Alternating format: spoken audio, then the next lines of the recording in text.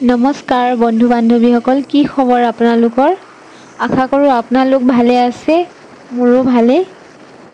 আজি আমি খুব ধুনীয়া ৰিজৰ্ট এখনলৈ গৈ আছোঁ, যাৰ নামেই হ'ল পৰিচয় ভিলেজ ৰিজৰ্ট। হাবি বৰঙাবাৰীয়ে হৈ মৰিগাঁও ডিষ্ট্ৰিক্টত আছে। আৰু আমি ফাইনেলি ৰিজৰ্ট পালোহি। আৰু পায়ে দেখিছেনে, লেফ্ট চাইডে টিকেট কাউণ্টাৰ হয়। টিকেট কাউণ্টাৰত আমি টিকেটটো কাটিলোঁ, একজনৰ 50 টকাকৈ লৈছে। আৰু বলক তেনেহ'লে ভিতৰলৈ। গাঁৱৰ পৰিৱেশৰ মাজত সেই সেউজীয়া নান্দনিক পৰিৱেশলৈ আগবাঢ়ো। মৰিগাঁও চহৰৰ পৰা বেছি দূৰ নহয় ভিলেজ লাইফ ৰিজৰ্টলৈ। ব্ৰহ্মকমলৰ কাষতে ধুনীয়াকৈ সৰু সৰু ল'ৰা-ছোৱালী খেলিব পৰাকৈ সুবিধা কৰি দিয়া আছে। আৰু মোক দেখিছেনে, মাস্ক মাৰি লৈছোঁ। বহুত ধূলি হয় যিহেতু, সেইটো কাৰণে মাস্কটো লগাই লৈছোঁ। আৰু ইমান ধুনীয়া পৰিৱেশৰ মাজত জোলনা দুখন খালী খালীকৈ ওলমি থাকিলে ভাল নালাগে নহয়। সেইকাৰণে অকণমান বহিয়ে ল'লোঁ। সঁচাকৈ বহুত বেছি ভাল লাগিছে এই পৰিৱেশৰ মাজত।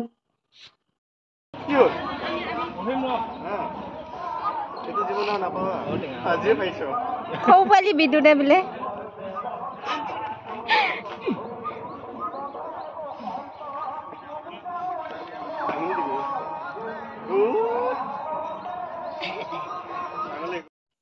আৰু যিহেতু সৰু সৰু ল'ৰা-ছোৱালীবোৰ খেলি থকা দেখিছিলোঁ, মোৰো খেলিবলৈ মন গ'ল।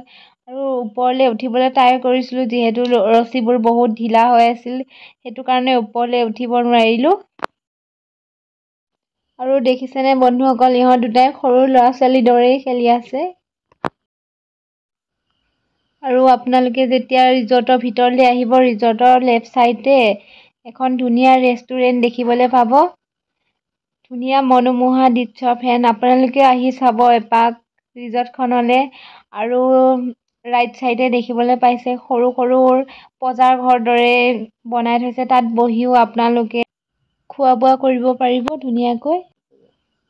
আৰু পজাৰ ঘৰকেইটা পাৰ হৈ ৰেষ্টুৰেণ্টৰ পিছফালে আপোনালোকে দেখিবলৈ পাব শিৱ বাবা মূৰ্তি সাজি থৈছে ধুনীয়াকৈ। আৰু দেখিছেনে, ৰেড কালাৰ লাভ আঁকি থৈছে। আৰু ধুনীয়াকৈ ইফালে ফটো উঠিবলৈ ৰেড কালাৰ লাভ বনাই থোৱা হৈছে। আৰু তলত বহা কেইডোখৰ নাৰিকলৰ গছৰে হয়। ৰিজৰ্টখন বহুত ইউনিক হয়, বহুত ধুনীয়া ৰিজৰ্ট। প্ৰকৃতিয়ে এই বিনন্দীয়া ৰূপে কাক বাৰু আনন্দ নিদিয়ে কওকচোন বাৰু। ইমান ধুনীয়া মনোমোহা দৃশ্য, সঁচাকৈ মনটো বহুত পাতল পাতল লাগি যায়। আৰু শিৱ বাবাক ইমান ধুনীয়াকৈ মূৰ্তিটো বনাইছে ফ্ৰেণ্ডছ। আৰু পিছফালে কিবা কাগজ লগাই থৈছে, নাজানো এইবোৰ কি কাগজ বা হয়, কিন্তু বহুতেই ধুনীয়া ৰিজৰ্টখনত।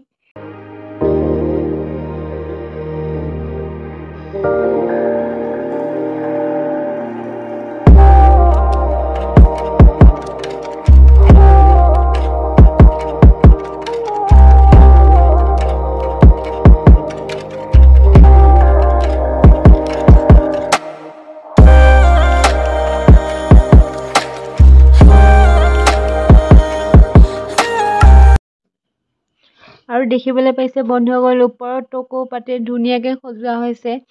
বাঁহ বেতেৰে ধুনীয়াকৈ নিৰ্মাণ কৰা হৈছে এটা অডিটৰিয়াম, যাৰ নাম হৈছে মন যায়। আৰু দেখিবলৈ পাইছে প্ৰাকৃতিক পৰিৱেশটো তামোল গছ আৰু নেমু গছেৰে ভৰি থকা। অডিটৰিয়ামটোৰ কাষতে ধুনীয়াকৈ বাঁহ বেতেৰে তৈয়াৰ কৰা হৈছে ফটো উঠিবলৈ। আৰু আপোনালোকে দেখিবলৈ পাইছে পৰিৱেশৰ লগত খাপ খুৱাই তেওঁলোকে নিশা কটাবলৈ বা জিৰণি ল'বলৈ ইয়াৰ ব্যৱস্থা কৰিছে চাংঘৰ। চাংঘৰটো সঁচাই বহুত ধুনীয়া। আৰু চাংঘৰ ওপৰৰ পৰা আপুনি এনেদৰে উপভোগ কৰিব পাৰিব পুখুৰী, মাছৰ সলসলনি, লগতে গছ-গছনি সৌন্দৰ্য্যৰ ভাণ্ডাৰ উপভোগ কৰিব।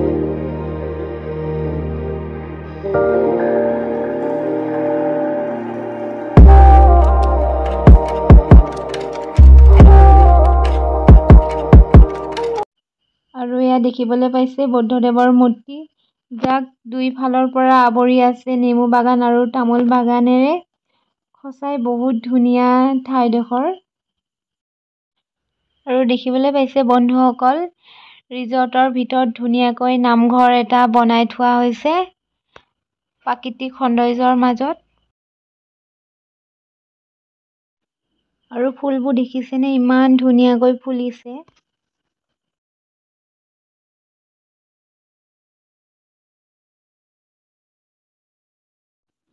আৰু আপোনালোকে দেখিবলৈ পাইছে নামঘৰৰ ওপৰ ভাগত বাঁহেৰে সজাই থোৱা হৈছে আৰু ওপৰত ধুনীয়াকৈ ফুলেৰে সজোৱা হৈছে। বহুত ধুনীয়া পৰিৱেশ হয় দেখিবলৈ পাইছে।